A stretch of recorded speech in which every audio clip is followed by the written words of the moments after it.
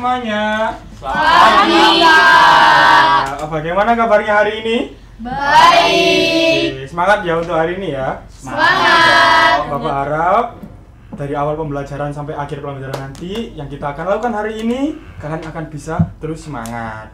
Gitu. Oke, saya awali dulu. Assalamualaikum warahmatullahi wabarakatuh. Waalaikumsalam warahmatullahi wabarakatuh. Karena ini awal pembelajaran kita, izinkan saya untuk memperkenalkan diri. Halo, perkenalkan saya Steven Karunia Adi, panggil aja Pak Steve. Gitu. Pak Steven juga nggak apa-apa.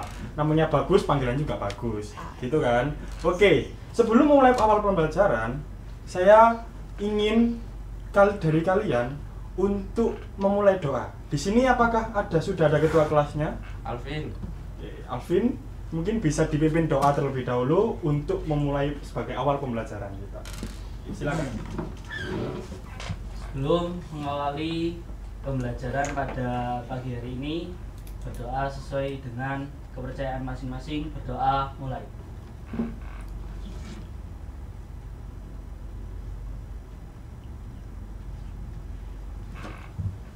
Amin, amin ya rabbal alamin. Baik, terima kasih Mas Alvin telah memimpin doa. Sebelum mulai pelajaran, Bapak ingin melakukan presensi terlebih dahulu agar Bapak itu tahu siapa yang hadir dan siapa yang hadir. Saya absensi dari urutan yang paling pertama itu siapa ini? Risandi dan namanya. Hadir Bapak. Untuk kalau saya panggil namanya bilang hadir gitu ya. Yang tegas, caranya semangat gitu kan.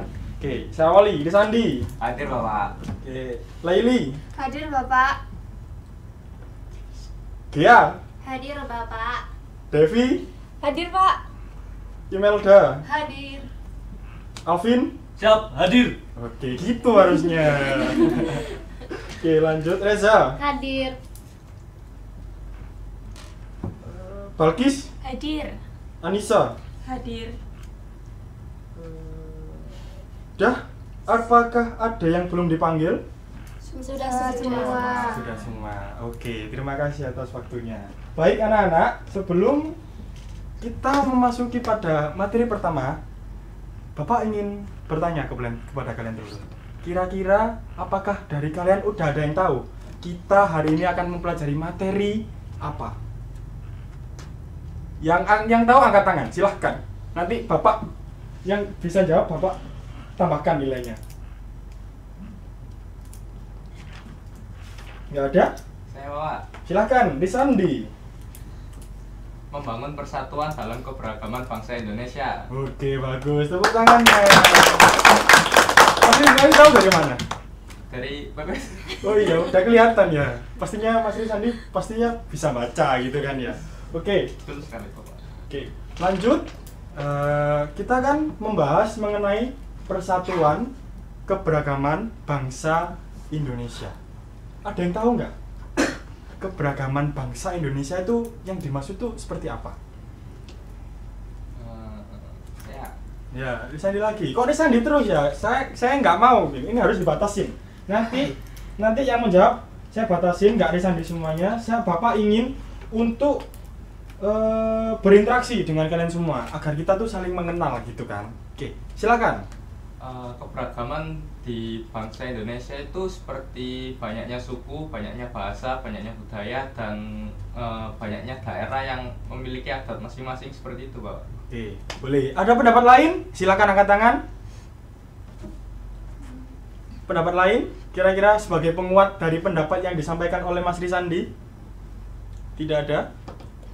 Tidak ada? Oke, betul. Oke, ada Mas Alvin. Jadi menambahkan jawaban dari Mas Risandi.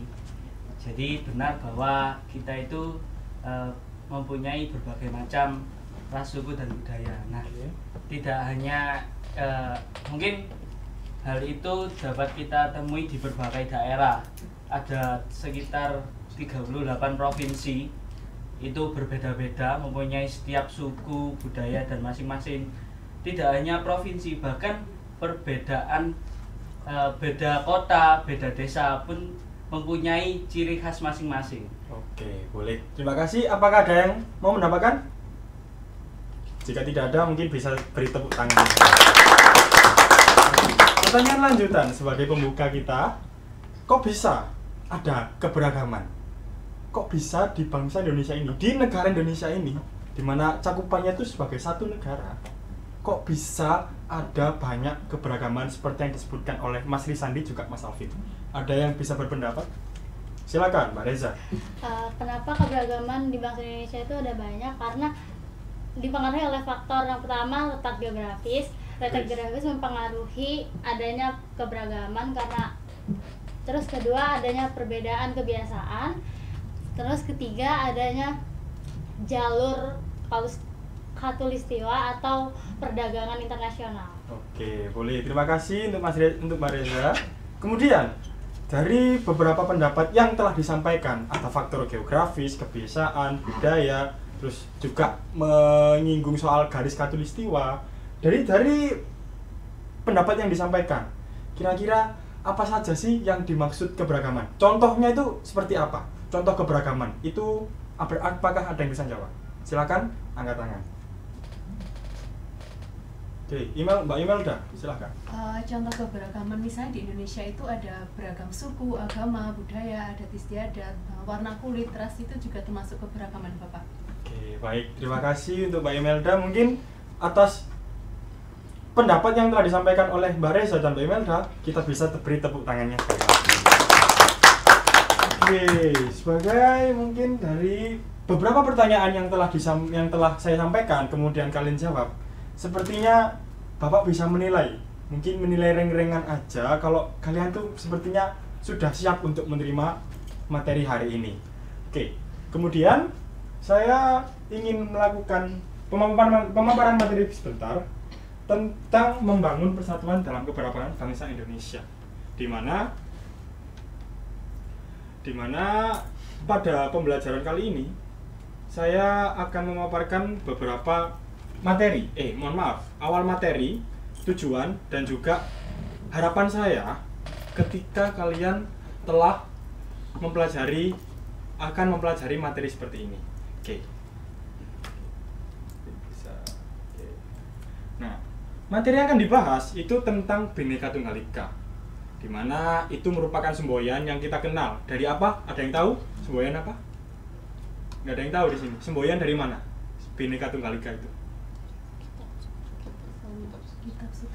Ya, Kitab Sutasoma karangannya siapa? Oke.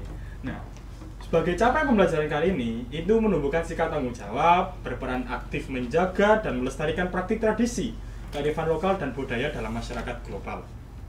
Seperti kita sesuai dengan materinya, itu membahas tentang keberagaman masyarakat di Indonesia. Oke. Capaian pembelajaran ini saya sertakan bisa dicermati, mengidentifikasi keberagaman suku, ras, dan antar golongan, di mana sudah di beberapa tadi dijelaskan sama Risandi dan Mas Alvin tadi. Ada banyak berbagai suku. Alasannya juga bisa, mengapa kok bisa adanya faktor geografis, kebiasaan yang berbeda-beda, sehingga itu yang akan kalian pelajari hari ini gitu. Memahami pentingnya pelestarian tradisi, nanti kalian juga akan mendapat materi seperti ini, kemudian menumbuhkan sikap tanggung jawab gitu. Sepertinya kalian tuh harus tahu gitu, kenapa kok di Indonesia kita harus memahami seperti ini. Terus apa pentingnya buat kita gitu. Itu yang akan kita pelajari. Oke. Tujuan pembelajaran sebagai satu itu mulai tayangan guru, peserta didik menjelaskan arti penting keberagaman dalam semboyan Bhinneka Tunggal Ika dengan bahasanya sendiri. Nanti kalian juga akan menafsirkan apa sih penjelasan dari poin-poin ini. Kemudian nanti kami akan melakukan diskusi kelompok. Apa itu sebenarnya? FGD, Forum Group Discussion, di mana peserta didik itu harus mengidentifikasi praktik tradisi, kearifan lokal, budaya yang ada di dalam masyarakat Indonesia. Kemudian nanti kalian juga akan melalui literasi mandiri, peserta didik dapat menguraikan contoh perilaku toleransi terhadap perbedaan agama, ras, suku yang ada di lingkungan sekolah. Walaupun sebenarnya tidak hanya sebatas di lingkungan sekolah, tapi masyarakat dan juga lingkungan keluarga. Biasanya kan 3 komponen ini selalu berkaitan. Oke, lanjut pada apa yang kita pelajari. Yang pertama, keberagaman masyarakat dan Bhinneka Tunggal Ika. keberagaman masyarakat dan Bhinneka Tunggal Ika itu nanti akan kalian pelajari kira-kira apa yang akan kalian pahami di sini. Kenapa kok bisa berhubungan? Keberagaman sama semboyan ini apa sih hubungannya? Kemudian kedua, perilaku. Ini termasuk seperti respon. Jadi respon kalian tuh bagaimana ketika menghadapi berbagai keberagaman di lingkungan sekitar kalian. Walaupun lingkupnya besar ya. Indonesia tuh memiliki luas yang besar di mana terdiri dari banyak sekali pulau, sehingga jika kalian hidup di satu daerah itu, yang satu daerah atau satu pulau itu tidak hanya memiliki satu suku aja, respon kalian tuh harus bagaimana gitu. Oke, untuk itu capaian pembelajaran, tujuan pembelajaran yang bisa saya sertakan dan harapan saya sebenarnya itu kalian beranjak pulang dari sini itu bisa memahami apa yang kita pelajari dari sini gitu. Apa yang kita pahami, apa yang kita bisa terapkan di lingkungan sosial kita. Nah, sebagai tambahan, saya ingin melakukan suatu pembahasan mengenai keunikan yang ada, di mana keberagaman masyarakat itu tuh sebenarnya dianggap sebagai kekayaan di negara Indonesia. Yang kedua, keberagaman masyarakat ini bisa menjadi tantangan ataupun ancaman bagi negara Indonesia. Ini dua komponen yang berbeda loh, yang akan kalian bahas di sini. Kekayaan dan ancaman, tantangan gitu. Satu penguat, satu pelemah, satu positif, satu negatif. Itu yang akan kita pelajari hari ini. Itu keunikannya tuh seperti itu. Oh, kok bisa ya ada dua komponen seperti ini, satu dampak positif, satu juga dampak negatif gitu. Oke, selanjutnya dari pemaparan saya mengenai tahap pembukaan sebelum maju ke pemateri inti, saya akan melakukan suatu pertanyaan kembali mengenai studi kasus sebenarnya. Jika kalian dihadapkan dengan berbagai banyak tradisi dalam satu lingkup daerah kalian, kira-kira apa yang akan kalian lakukan? Apa respon kalian? Itu walaupun memang belum dibahas, kira-kira apa sih gambaran kalian akan lakukan? Ada yang bisa jawab? Silakan angkat tangan terlebih dahulu. Tidak ada? Tidak ada yang jawab? Oke, baiklah. Sepertinya itu yang akan kita bahas hari ini. Karena selingkup-lingkup materinya tadi, nanti yang akan kita pelajari hari ini itu akan membahas beberapa komponen tersebut. Sekian yang bisa saya sampaikan mengenai tahap pembukaan kali ini. Oke, saya Stephen Karuniadi. Untuk pemateri inti bisa saya alihkan ke Mas Robi. Silakan. Sekian dari saya akhiri. Harapan saya kalian bisa memahami dan menerapkan apa yang kita pelajari hari ini.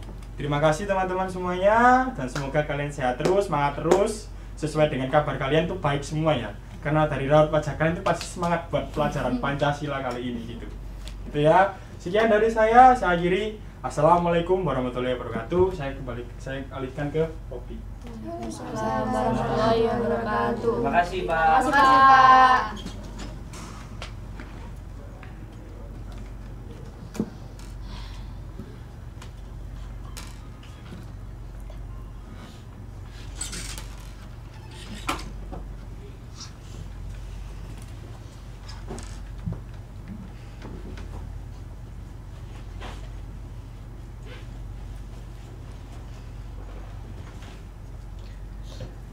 Selamat siang anak-anak.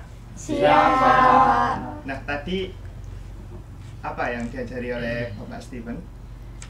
Ada yang bisa membantu satu atau mungkin dua orang untuk menjawab pertanyaan Bapak? Kira-kira apa yang disampaikan Bapak Stephen tadi?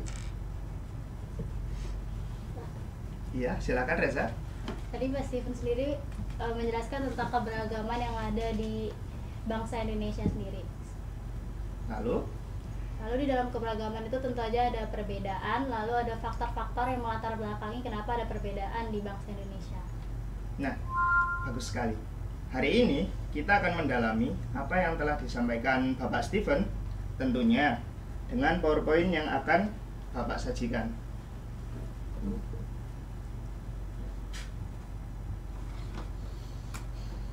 Baik.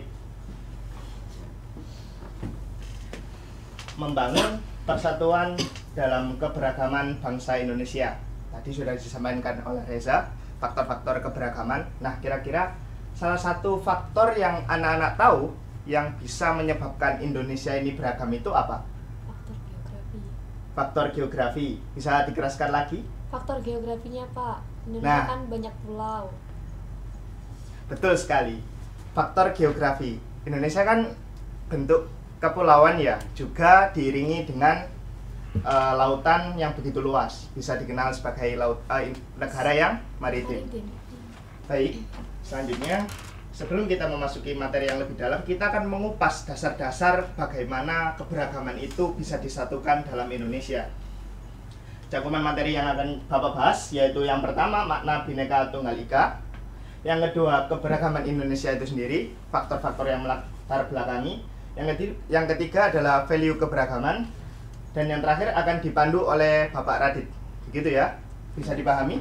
Bisa. Selanjutnya ke makna Bhinneka Tunggal Ika. Ada yang bisa menjawab? Tadi kan sudah cewek. Nah, sekarang Bapak mau yang cowok, Risandi atau Alvin? Silahkan. Sandi. Risandi? Pak. Iya, silakan Risandi. Untuk Bhinneka Tunggal Ika sendiri memiliki arti berbeda-beda tetapi tetap satu jua, yang dimana artinya yang cocok untuk bangsa Indonesia yang memiliki banyak suku, ras, dan budaya. Walaupun mereka berbeda tetapi kita tetap satu Indonesia, gitu Bapak. Nah, betul sekali. Berbeda-beda tetapi tetap satu jua. Nah, Bhinneka Tunggal Ika ini ada sejarahnya, anak-anak. Ada yang tahu sejarahnya selain Risandi? Sudah bagus sekali jawabannya. Ada yang tahu? Sebenarnya kitab Bhinneka Tunggal Ika ini ada dalam sebuah kitab yang nantinya akan dijadikan sebagai dasar atau semboyan bangsa Indonesia. Bisa dilihat di PowerPoint, yang belakang terlihat jelas. Jelas. Nah, bisa dibaca, Anissa? Bisa. Bisa. Silakan. Semboyan Bhinneka Tunggal Ika. Bhinneka artinya beraneka ragam, tunggal artinya satu, ika artinya itu. Sehingga Bhinneka Tunggal Ika artinya beraneka ragam itu satu. Atau arti Bhinneka Tunggal Ika adalah berbeda-beda tetapi tetap satu juga. Nah, sama ya, sama yang dijawab oleh Risandi. Nah, secara istilah teman-teman, bisa dibaca, Laili?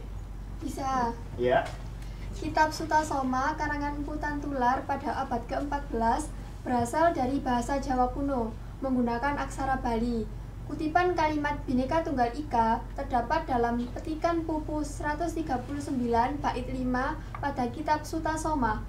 Ruaneka datu winuwus Buddha Wiswa bineki rakwaring apan kena parwanosen mangkaing jinatua kalawan siwa tatwa tunggal. Bhinneka Tunggal Ika Tanhana Dharma Margwa. Konon antara ajaran Buddha dan Hindu berbeda, namun kapan Tuhan dapat dibagi-bagi, sebab kebenaran jika dan siwa adalah tunggal. Berbeda itu tapi satu jualah itu. Tak ada dharma, jalan kebaktian atau kebaikan yang mendua tujuan. Bagus, terima kasih. Ada yang tahu makna dari tulisan atau sajak tersebut? Tidak tahu. Tidak, Pak. Nah, baru dengar ya, ternyata Bhinneka Tunggal Ika itu hanya sepotong dari banyaknya kata dalam kitab Sutasoma. Nah, di sini Bapak akan menjelaskan kitab Sutasoma itu digalang oleh yang tahu? Empu Empu Tantular. Yes.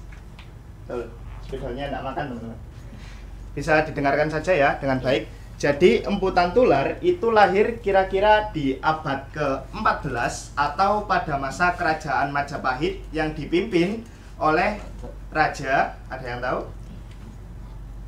Yang mempunyai adipati Gajah Mada. Inisial Hayam Wuruk. Nah, ya silakan tertawa. Kita santai saja tetapi tetap fokus, begitu ya.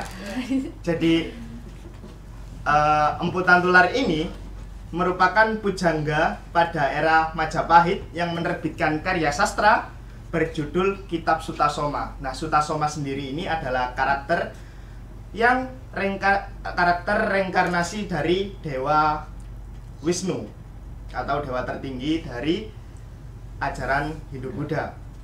Kemudian dalam singkat cerita agar mudah dipahami, kemudian Sutasoma ini mengajak Siwa untuk sama-sama menyebarkan kebaikan atau dharma dan juga welas asih, yang dalam bahasa Indonesia adalah kasih sayang. Begitu ya anak-anak, bisa dipahami. Jadi Sutasoma adalah reinkarnasi Wisnu yang bekerja sama dengan Siwa untuk menyebarkan dharma atau kebaikan dan juga welas asih atau kasih sayang. Di bait Bhinneka Tunggal Ika itu merupakan sebenarnya dua ini adalah satu. Kalau kalian mengenal Tritunggal, maka dalam kitab ini adalah Dwi Tunggal. Tidak ada yang mendua dalam kebenaran. Gitu. Selanjutnya, cukup paham atau ada yang ditanyakan tentang kitab Sutasoma ini, teman-teman? Paham. Paham ya? Nah, nanti ditanyakan ke Bapak Radit kalau ada yang kurang jelas. Baik, Pak. Keberagaman Indonesia, faktor-faktor penyebab keberagaman. Tadi disebutkan sudah satu ya, faktor geografi.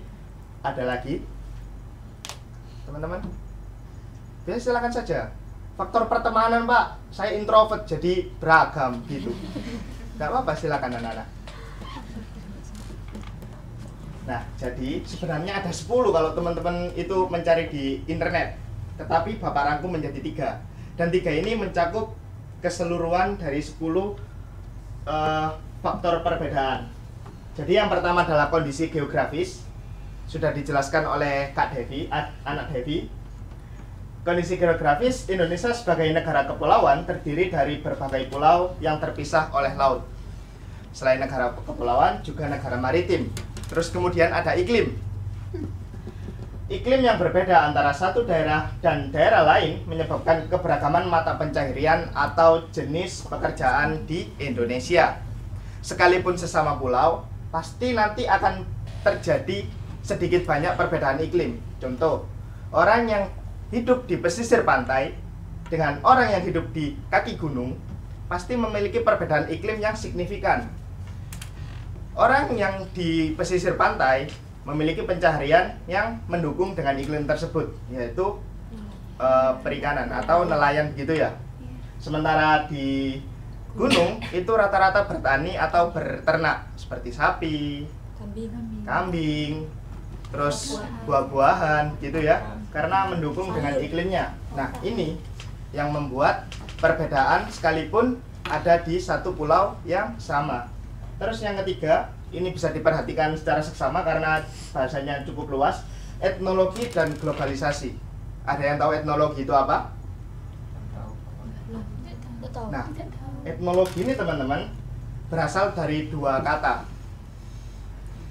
etnos dan logos. Etnos atau etnis adalah berasal dari ras yang berkumpul hingga menjadi sekumpulan orang dengan ras yang sama. Terus kemudian globalisasi. Logos itu ilmu pengetahuan. Jadi etnis dan logos mengkaji tentang kesukuan, ras dan agama nantinya etnis ini. Begitu ya? Terima kasih sudah diingatkan. Begitu ya teman-teman, kalau ada yang kurang jelas bisa langsung ditanyakan ya. Tanpa angkat tangan pun juga nggak apa-apa. Kemudian adalah globalisasi. Apa itu globalisasi? Ada yang tahu? Risandi? Mau? Tidak. Tidak. Imelda? Nah, globalisasi ini erat kaitannya dengan teknologi. Ditandai dengan mudahnya akses informasi dari berbagai negara yang cepat, mudah, dan dalam waktu yang singkat begitu. Jadi di globalisasi adalah ketika contohnya ibu kalian di kampung lagi masak nih, terus kalian di kota. Nah, bagaimana kalian mengetahui ibu kalian ini sedang masak? Bisa video call. Nah, video call ini termasuk globalisasi di dalam teknologi, bisa telepon, bisa mengirim pesan. Nah, itu mudahnya akses di luar sana yang tidak kita ketahui, tetapi dapat kita pahami. Contoh ibu tadi yang memasak di rumah, kita di luar, tapi tahu ibu sedang memasak. Nah, teman-teman kan bisa, oh ibuku masak rek, apa ya yang kurang? Terus nanti telepon, oh apa yang kurang dari yang masak? Nah, nanti ibu kalian bisa menitip segala sesuatu tentang keperluan masaknya. Nah, mudahnya akses, mudahnya informasi, dan cepatnya persebaran informasi. Ada yang kurang jelas? Sudah ya? Sudah. Ini yang tiga faktor yang menyebabkan keberagaman dalam Indonesia. Oh iya, satu lagi. Jadi keberagaman ini bersifat dua, teman-teman. Ada dua sifat. Keberagaman yang bersifat mutlak dan juga keberagaman yang bersifat kontemporer atau mengikuti perkembangan zaman. Bisa saja hari ini kita sama, tetapi besok kita beda karena adanya globalisasi. Entah yang kiri tiba-tiba menjadi FOMO, yang tengah menjadi skena, yang kiri menjadi punk. Begitu. Itu bahayanya teknologi jika kita melihat dari dampak buruknya, teman-teman. Value keberagaman. Apa itu value? Nilai. Nilai plus. Kira-kira kalau kita mendengar keberagaman itu lebih banyak buruknya atau baiknya? Baik atau buruk? Nah, kenapa kok buruk? Kenapa kok baik? Bisa angkat tangan untuk mewakili dan menjawab? Kamu tadi angkat tangan buruk. Kenapa buruknya? Seperti yang kita tahu untuk sekarang Bapak, dari banyaknya keberagaman, banyak orang yang tidak suka dengan suku-suku tertentu. Begitu Bapak? Begitu. Dengan banyaknya keberagaman, maka konfrontasi antar suku itu atau konflik antar suku bisa terjadi, begitu. Ada yang bilang baik tadi? Bapak dengar dari sini? Ada yang bisa mewakili untuk menjawab? Ya, Kia, silakan. Mungkin kalau tadi yang katanya Mas Risandi ada benar buruk tuh mungkin dari yang di medsos itu ya Bapak ya. Jadi kayak suku-suku kayak ini Jawa, misalnya Jawa itu kok terlalu apa ya, bahasanya sebentar. Risandi bisa dengar? Bisa. Ya, bisa dikeraskan sedikit lagi biar yang luar kedengar. Ya seperti itu contohnya Bapak. Cuman yang saya alami kebetulan tetangga saya itu macam-macam Bapak. Ada yang dari Manado, ada yang dari Bali, ada yang dari Aceh.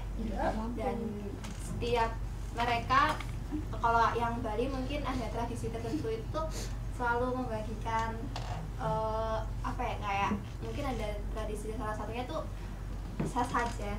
Ada kayak buah-buahan itu tuh kadang itu dikasihkan ke tetangganya. Jadi kayak tetangganya pun akhirnya menghormati, tidak hanya ke yang tetangga yang saya yang Bali aja, namun yang lainnya yang Aceh, yang Manado itu seperti itu. Itu Bapak kalau contoh kebaikan dari saya. Iya, baik, bagus sekali jawabannya. Jadi keberagaman itu bisa menimbulkan rasa berbagi, rasa saling memahami ketika salah satu suku yang mengadakan upacara adat dan kelebihan sesuatu itu pasti akan dibagikan ke tetangganya, ke saudaranya, atau bahkan ke suku-suku lainnya. Nah, ini adalah dampak baik dari keberagaman. Nah, dalam hidup ini tidak ada yang mutlak baik dan mutlak buruk. Kenapa? Karena Bapak sempat berpikir tadi malam, keberagaman yang diaplikasikan dengan baik akan menumbuhkan toleransi. Toleransi paham kan? Paham. Nah, toleransi yang berkepanjangan akan menumbuhkan chemistry. Chemistry atau ikatan, aku tahu kamu, kamu tahu aku. Mudahnya seperti itu ya? Iya. Intinya terikat. Entah itu perbuatan atau nantinya itu apa, nanti bisa saling memahami tanpa dijelaskan. Itu namanya chemistry. Nah, chemistry ini jika dikembangkan, maka ada 4 dampak positif. Yang pertama adalah edukasi. Keberagaman mendorong sikap toleransi, empati, dan pemahaman lintas budaya. Ada yang bisa memberikan contoh? Ada yang bisa memberikan contoh? Reza, mau? Boleh, silakan. Mungkin dari budaya sendiri, keberagaman itu di budaya sendiri kan ada perbedaan seni, bahasa, kuliner, sama adat istiadat. Karena adanya perbedaan tadi mungkin ya Pak, terus adanya toleransi, sikap toleransi juga, itu menciptakan tradisi serta identitas nasional yang kuat. Nah, betul. Edukasi ini bisa mempelopori atau memprakarsai memprakarsai, mengawali, mengajak begitu ya. Contoh, di Sunda itu kan bahasanya kayak adem ayem begitu ya. Ya. Nah, ini bisa dipahami oleh masyarakat Jawa Timur, Surabayaan, terutama yang biasanya agak bersemangat begitu ya bahasanya. Dipahami bahasa Sunda ini loh, bahasa yang lembut. Ya. Nah, apakah kita orang Surabaya ini bisa meskipun tanpa mengeluarkan linguistik langsung seperti Sunda gelis pisan uy. Nah, termasuk itu tapi spiritnya dibawa. Seperti Bu, kula nuwun tumbas. Gitu ya.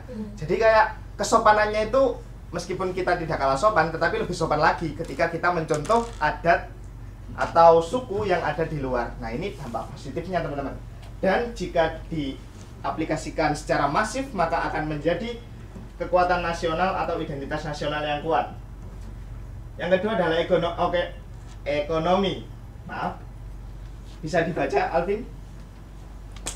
Berikutnya ekonomi. Keberagaman menciptakan peluang inovasi dan kreativitas dalam dunia usaha. Ada yang bisa memberikan contohnya? Iya, silakan Alvin lagi. Jadi izin menjawab ya Pak ya. Iya. Jadi kalau berbicara tentang ekonomi dalam keberagaman, nah ini bisa kita temui di berbagai daerah di Indonesia. Nah, mungkin di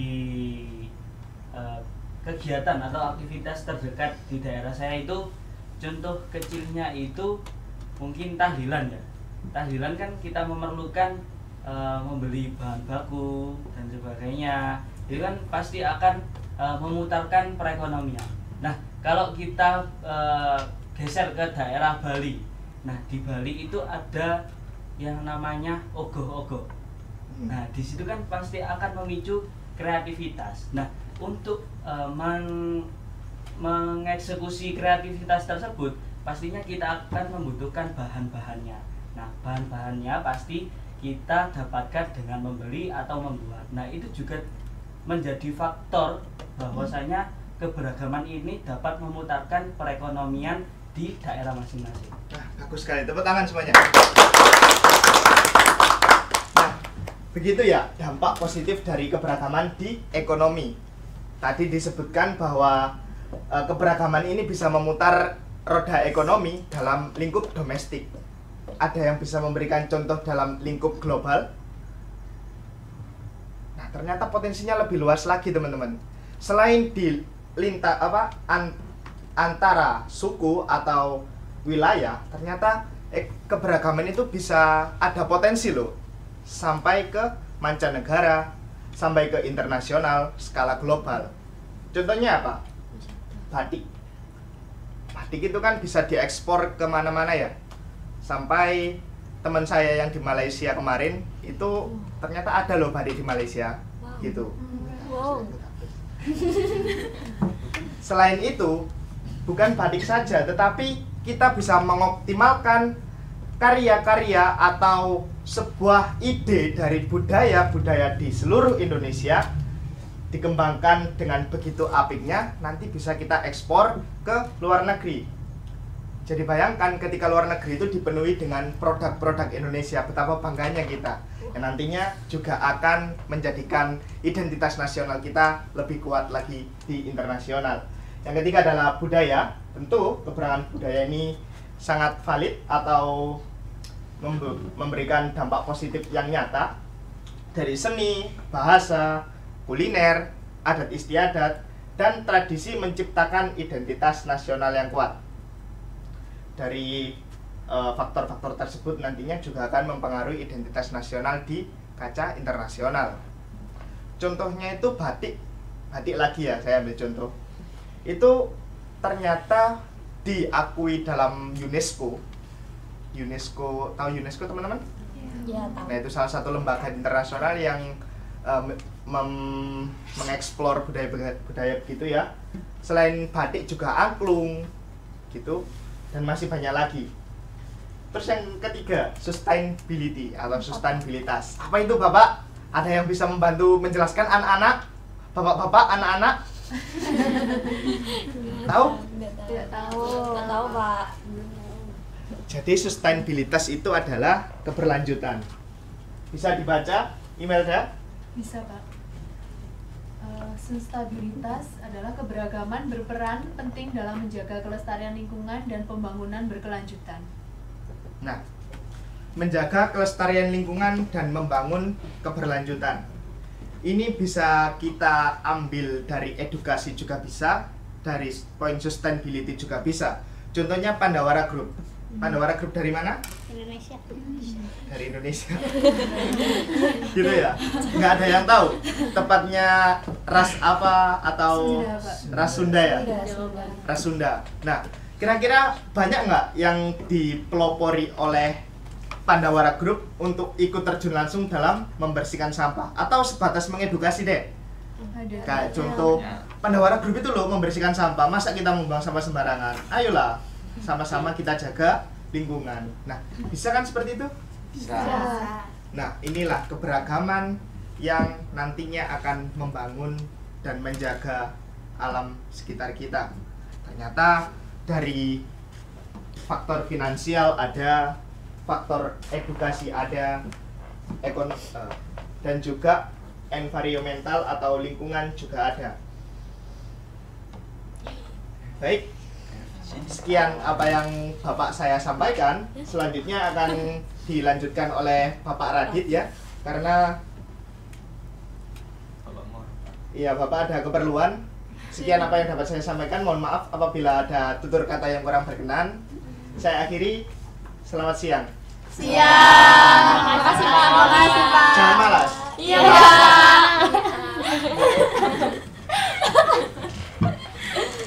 Ya Allah. Assalamualaikum. Waalaikumsalam. Halo anak-anak, bagaimana kabarnya hari ini? Baik. Oke, kita akan melanjutkan materi dari Pak Robi tadi ya. Iya. Nah,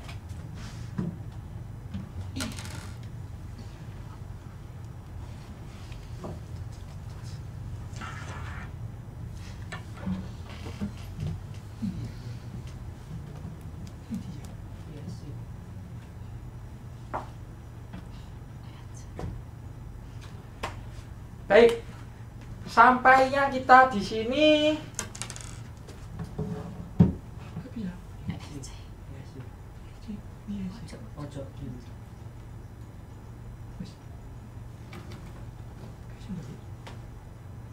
Bisa, Pak? Coba dibantu. Ada yang bisa bantu? Ini? Iya. Ya, silakan. bantu, Pak.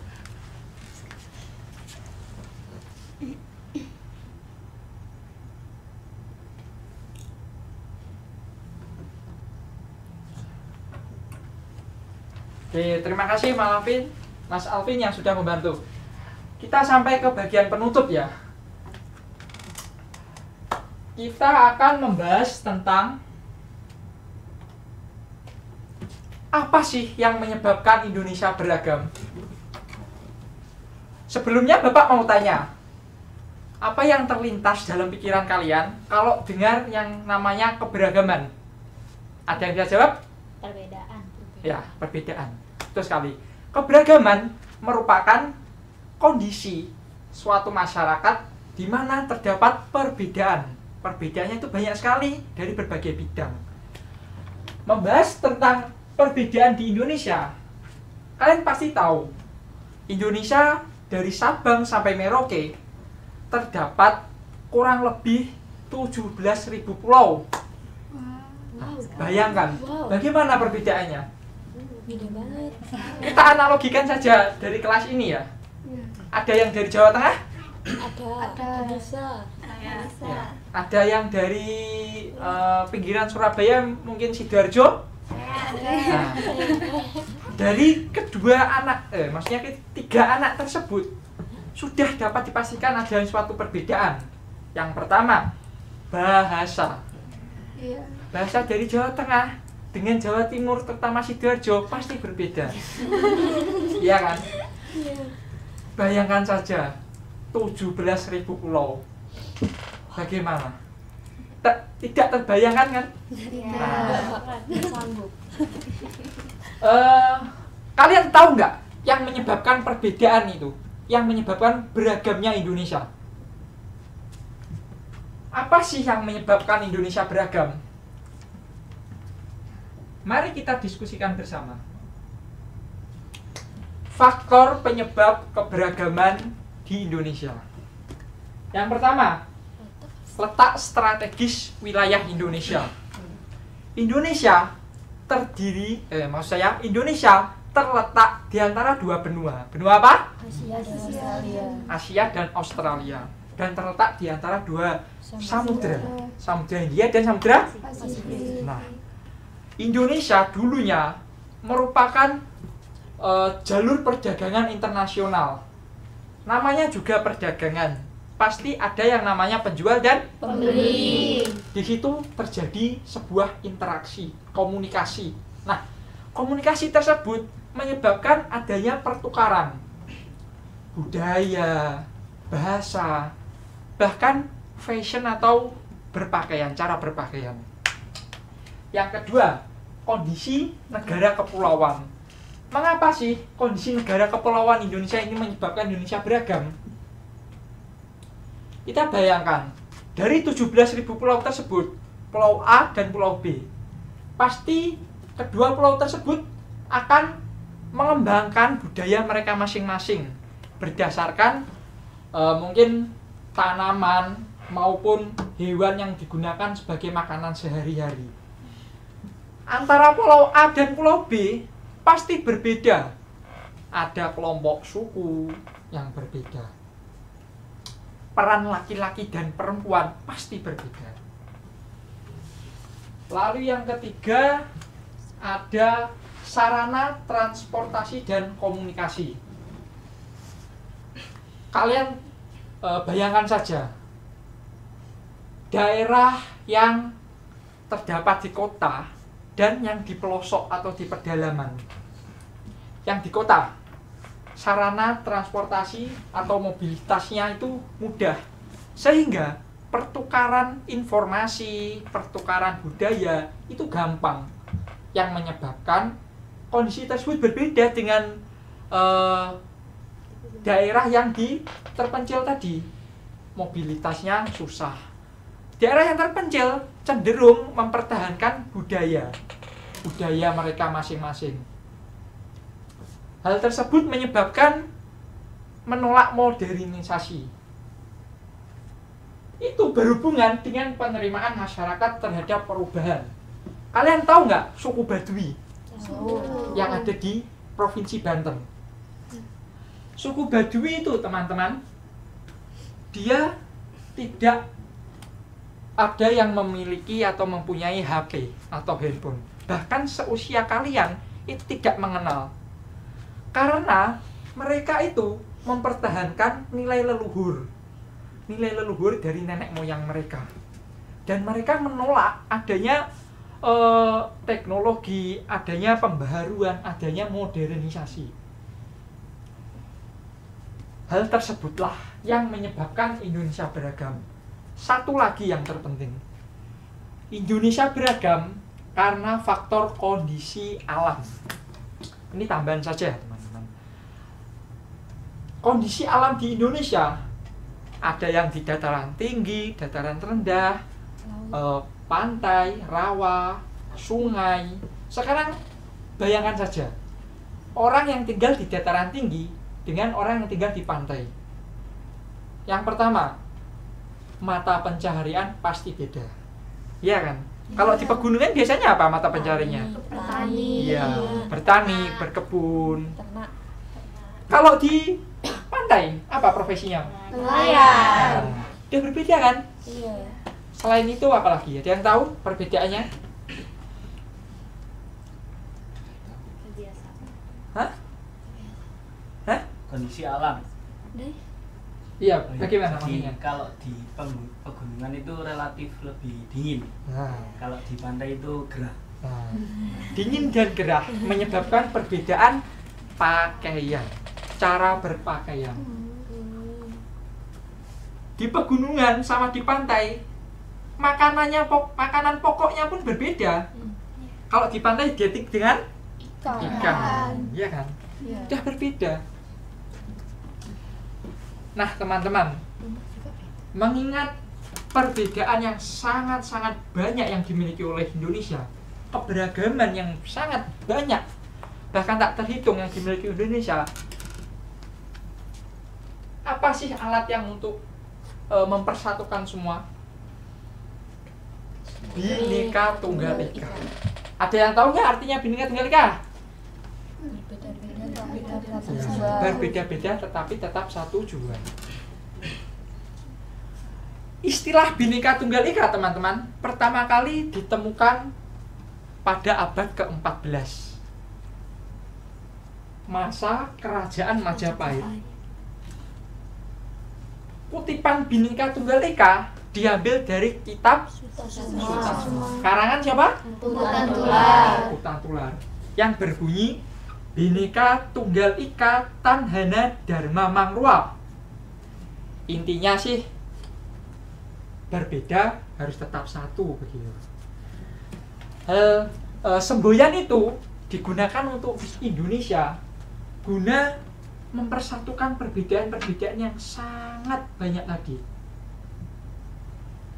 Menyikapi itu semua, teman-teman, bagaimana cara kita sebagai pelajar menghadapi perbedaan yang sangat-sangat banyak sekali?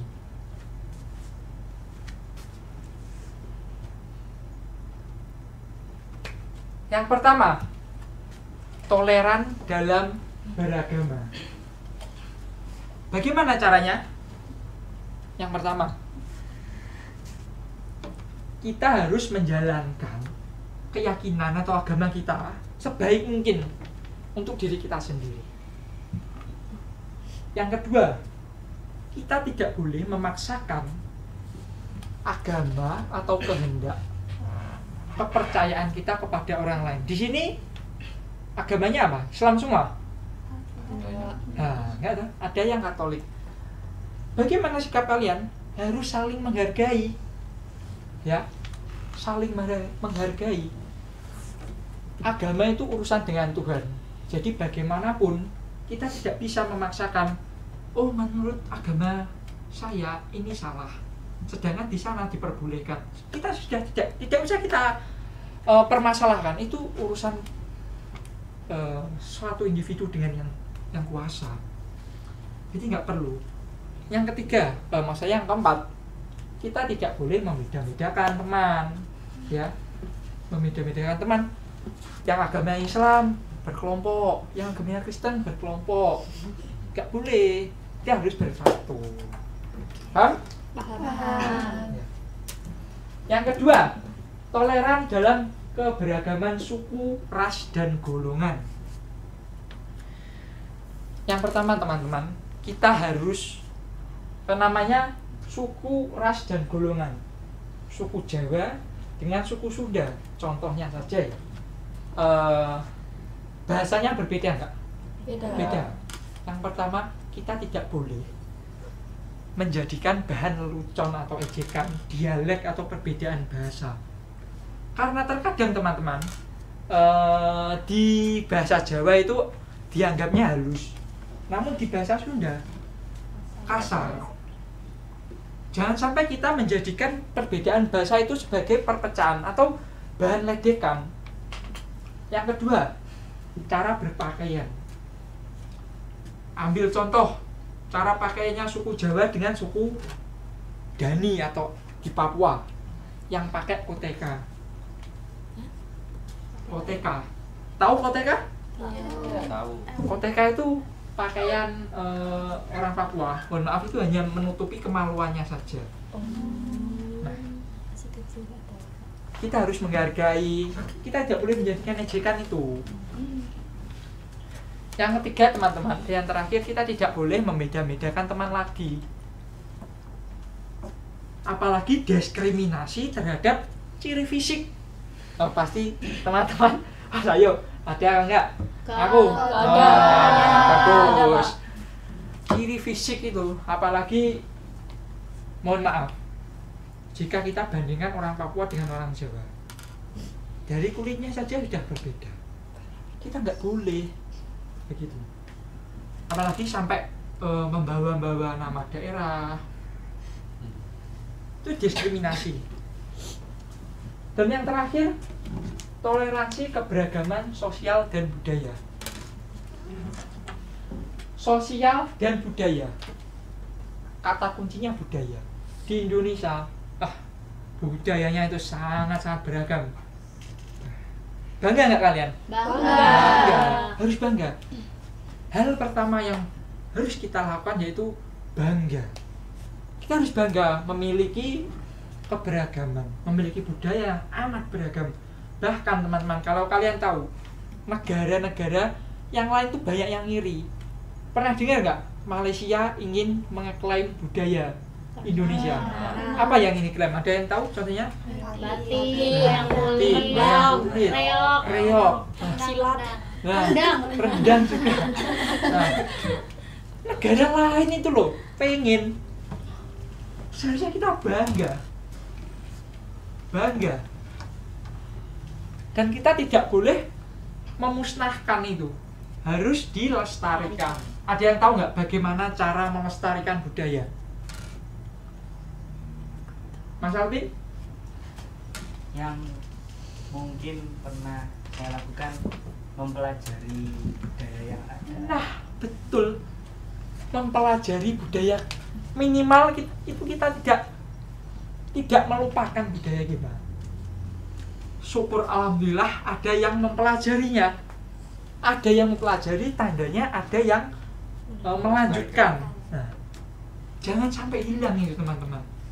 Itu merupakan anugerah. Yang ketiga, kita tidak boleh menutup, maksud saya kita harus terbuka terhadap budaya, namun harus ada filter.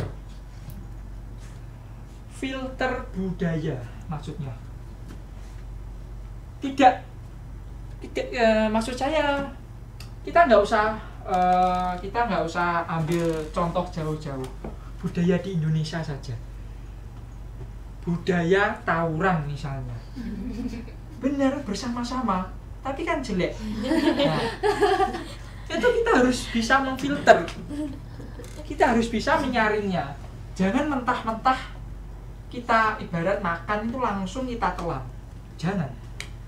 Terkadang budaya dari budaya asing, sifat individualisme, budaya konsumtif, atau hidup bermewah-mewahan. Korupsi. Nah, budaya korupsi juga. Kita harus pintar-pintar menyaringnya, teman-teman. Kita harus pintar-pintar menyaringnya. Maksud saya, janganlah kita tertutup terhadap modernisasi. Kita harus terbuka mengikuti zaman. Kalau nggak gitu, kita akan tertinggal. Apalagi zaman sekarang, semua sudah menggunakan yang namanya teknologi. Kalau kalian tetap bersikeras, kalau kalian tetap maksud saya mempertahankan secara kaku, kita akan ketinggalan sama orang-orang yang sudah mempelajari teknologi. Sekarang apa toh yang tidak pakai teknologi? Semua pakai teknologi. Pesan dari Bapak ya, untuk melestarikan budaya Indonesia tadi, kalian harus bangga.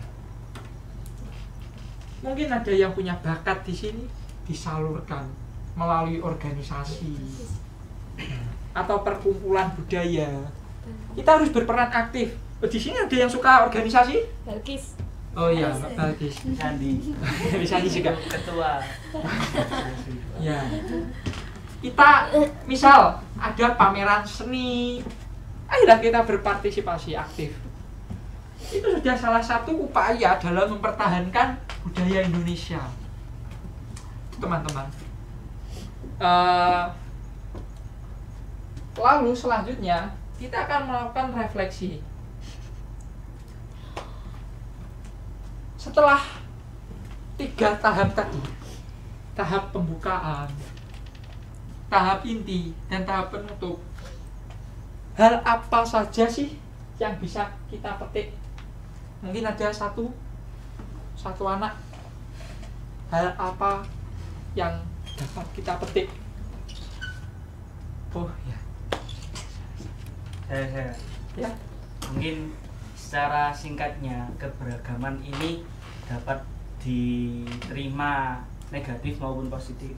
Ya. Nah, pastinya sebagai warga negara yang baik yang memiliki berbagai macam adat istiadat, budaya, agama dan sebagainya, kita harus menyikapi keberagaman ini dengan baik. Nah, salah satunya ini sesuai dengan tujuan Bhinneka Tunggal Ika, berbeda-beda tapi tetap satu tujuan. Nah, manfaatnya ini agar apa yang kita miliki, baik budaya, adat istiadat, itu tetap lestari dan tidak sampai hilang, dan bahkan bisa jadi diklaim oleh negara lain. Tepuk tangan. Nah, usai sudah pertemuan kita kali ini.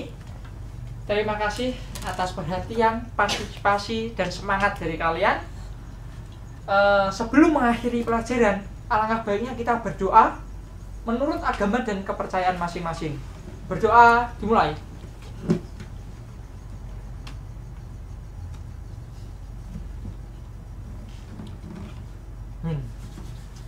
Sekian dari saya. Wassalamualaikum warahmatullahi wabarakatuh. Waalaikumsalam warahmatullahi wabarakatuh. Terima kasih Bapak. Sama. Sekarang kita waktunya berkemas. Pulang. Ya. Kamu telat ya? Kamu telat. Hei. Kamu anak baru ya? Iya, aku namanya Nadia Zahra. Oh. Kamu dari mana? Lampung. Yang jelek.